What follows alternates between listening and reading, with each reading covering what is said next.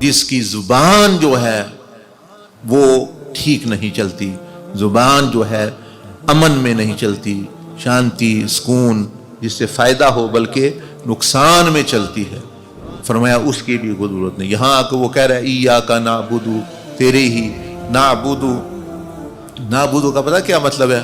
ہم تیری ہی عبادت اور اطاعت کرتے ہیں۔ تو نعبد جمع کا صیغہ ہے، تو جب بندہ اکیلا پڑھ رہا ہے نماز، اس کے ساتھ تو بندے ہے ہی نہیں، تو وہ کیوں نعبد کہہ رہا ہے؟ جب وہ اکیلا کہہ رہا ہے ہم ہی تیری ہی عبادت کرتے ہیں، تو بزرگوں نے فرمایا اس کی وجہ یہ ہے کہ وہ کہہ رہے ہیں کہ یا اللہ میرا جسم بھی، میرا ہاتھ بھی، میری آنکھیں بھی، اور میرے کان بھی، میری زبان بھی، میرا پیٹ بھی، میری روح بھی، میرا قلب بھی، سارے ہم تیری ہی عبادت کر رہے ہیں۔ تو وہ کیسے پھر بن سکتی جب اس کی زبان جھوٹی اور مطلب یہ چیز کر رہی؟